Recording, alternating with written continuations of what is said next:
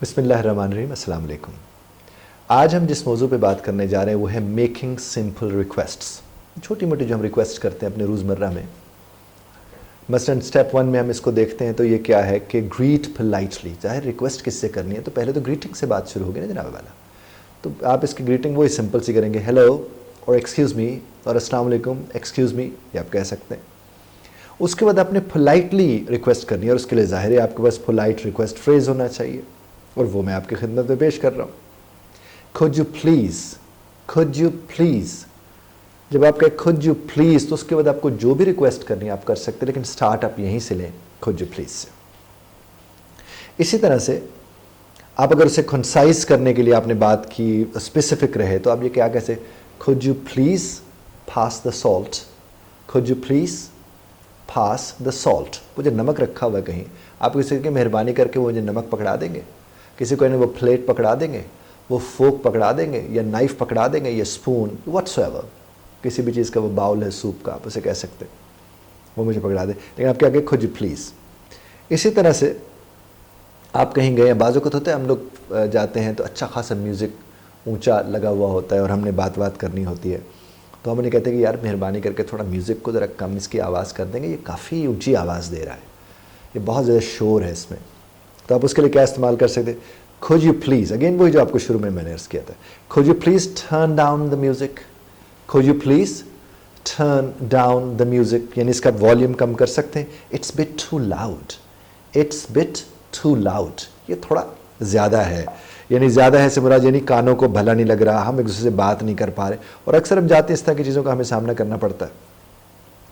और अगर किसी ने आपकी मदद कर दी, यानी मिसाल के तौर पर उसी ने आप वॉल्यूम ही कम कर दिया, तो आप क्या कह सकते हैं वहाँ पर, थैंक यू सो मच। इस तरह किसी ने आपको सॉल्ट पकड़ा दिया था, जब आपने कहा था could you please pass the salt, तो अब उसने पकड़ा दिया था, तो आप उसको भी कह सकते हैं थैंक यू सो मच, क्योंकि शुक्रिया अदा करना शुक्र अदा करना होता है। इसी तरह से देखिए, जब कभी आप ये बात कर रहे हैं तो आपने ध्यान रखना एक्टिवली सुनना है। देखिए रिक्वेस्ट भी करते हैं तो सुनते भी तो है ना साहब आगे से, तो उसको भी एक्टिवली सुनना चाहिए, और अगर आपसे कोई रिक्वेस्ट करे तो भी एक्टिवली सुनना चाहिए।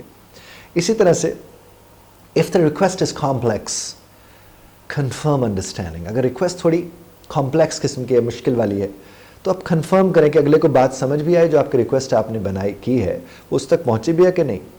तो इसीलिए आप इसके लिए ensure that both you and the person are on the same page regarding the request. वो जो आपकी रिक्वेस्ट से मुताल्लिक बात है, क्या वो सेम पेज पर हैं या नहीं है।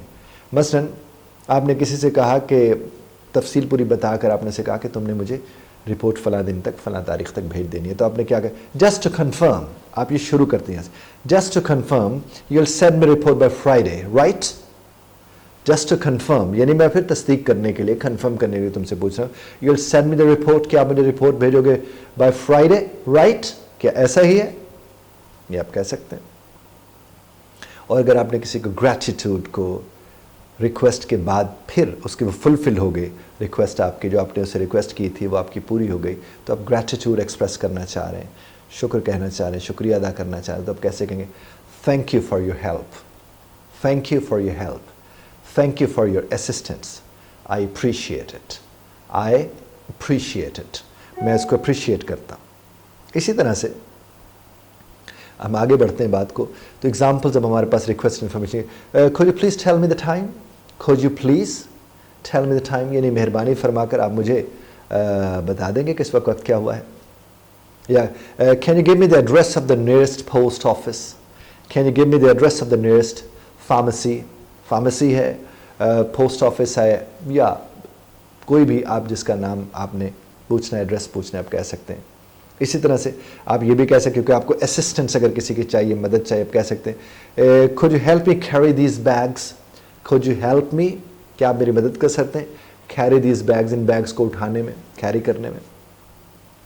इस तरह से आप कहीं जाते हैं तो आपको कुछ जल्दी से लिखना होता है और किससे आपको पेन पेंसिल चाहिए, तो आप क्या कह सकते हैं, रिक्वेस्ट ही करनी है, could you lend me your pen for a moment, for a moment, could you lend me, क्या मुझे मुस्तार उधार थोड़ी देर के लिए दे सकते हैं, your pen or pencil or ball point for a moment, for a moment, थोड़ी देर के लिए आप कैसे कर सकते हैं।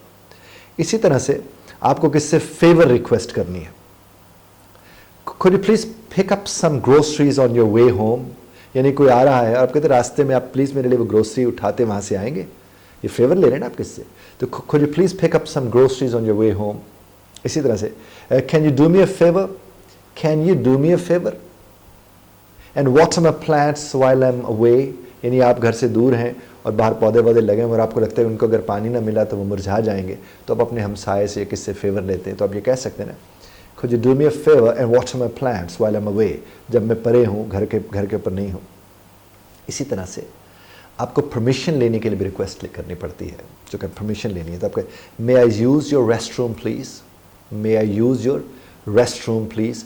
ये जो रेस्ट रूम है ये इस्तेमाल होता है, जो हमारे यहाँ टॉयलेट हम कहते हैं उसके लिए, हम अपने यहाँ उसको वॉशरूम कहते हैं, है जी, तो रेस्ट रूम जो इस्तेमाल होता है, तो आपके may I use your rest room please, इजाज़त ले सकते हैं आप इसका। इसी तरह से आपने मसलन किसी मीटिंग के अंदर बैठे हैं और आपको ज़रा जल्दी उस मीटिंग से निकलना है, जो भी आपकी वजह है, तो आप उसके लिए अगर रिक्वेस्ट करना चाहते हो आप क्या बोलेंगे, could I have your permission, could I have your permission to leave the meeting early?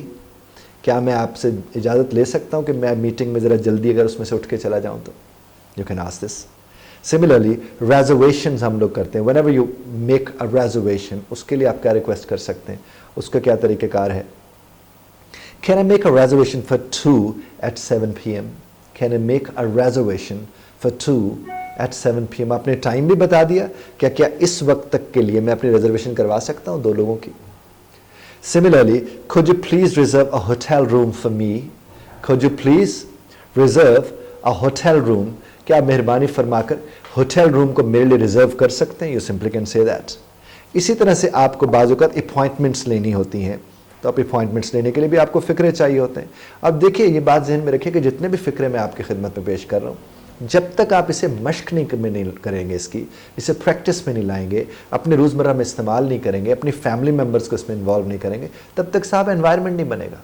फ़िक्रे तो ढेरों ढेर पड़े हुए, गूगल करें, हज़ारों आपको मिल जाएंगे, जो मैं बोल रहा हूँ वो भी आपको मिल जाएंगे, लेकिन साहब जब तक उसे इस्तेमाल में नहीं लाएंगे आप कैसे कर सकते हैं।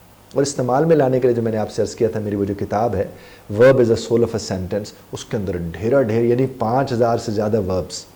अब आप गौर कीजिए, 5000 वर्ब्स हैं तो 5000 का मतलब 5000 आपके पास बेस फॉर्म्स हैं, तो वो तो 6 हैं, उसको आप ज़रूरत देते वो 30,000 से ज़्यादा आपके पास हैं, ख़त्म ही नहीं होते, बस वही आप इस्तेमाल करें, फिर तो आपको कभी दिक्कत ही नहीं होगी वोकैबुलरी के हवाले से। खैर हम वापस अपने उसकी तरफ आते हैं।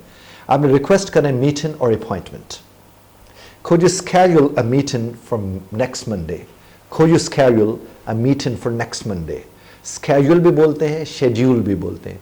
Schedule जो है वो अमेरिकन इस्तेमाल करते हैं और schedule जो है वो ब्रिटिश इस्तेमाल करते हैं।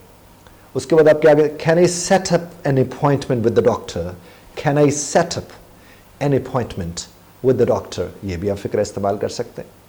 Similarly, आपको कोई क्लैरिफिकेशन चाहिए, उसके लिए भी आप रिक्वेस्ट करते हैं, तो आप क्या कह सकते हैं, Could you please explain this concept again?